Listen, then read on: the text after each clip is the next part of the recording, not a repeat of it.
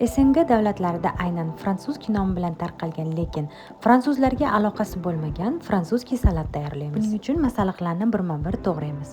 Birinchi bo'lib kartoshkani ingichka qilib to'g'rab, qattiq qilib yog'da qovurib olamiz. Bu videoda bonus sifatida koreyskiy markavchani qanaqa tayyorlanishini o'rgataman. Bitta uzunchoq katta sabzini mana shunday qirg'ichdan ingichka uzun qilib o'tkazib olamiz. Keyin esa 2-2,5 osh qoshiq o'simlik yog'ida sabzilarni 3-4 minut qovurib olamiz. Sabzilar shalpayib, o'ta darajada pishib ketmasligi kerak. Sabzimizni bitta alohida idishga olib, unga yarim choy qoshiq tuz, yarim choy qoshiq murch, 1 choy qoshiq uksus va bitta zubchik chesni qo'shamiz.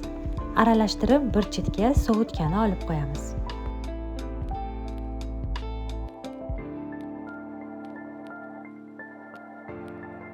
Lavlagini ham mana shunday uzunchoq qilib qirg'ichdan o'tkazib olamiz. Sizda bunday qirg'ich bo'lmasa, albatta to'g'rashingiz ham mumkin. Go'sht, tuxum, tuzlangan bodring deyarli hamma mahsulotlarni uzunchoq salomka shaklida to'g'rab olamiz.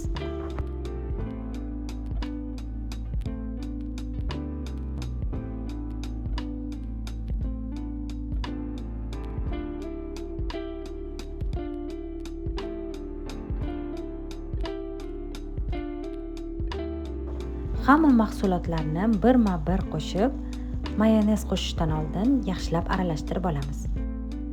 Yashil no'xat ham esingizdan chiqmasin.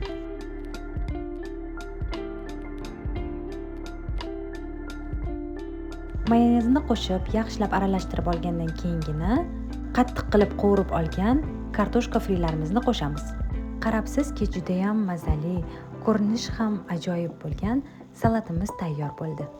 Bu salatni mehmondorchilikka tayyorlasangiz, dasturxonning gul toji bo'lib turadi. Video yoqqan bo'lsa, kanalga obuna bo'lishni va videoga like bosishni unutmang. Ko'rishguncha xayr.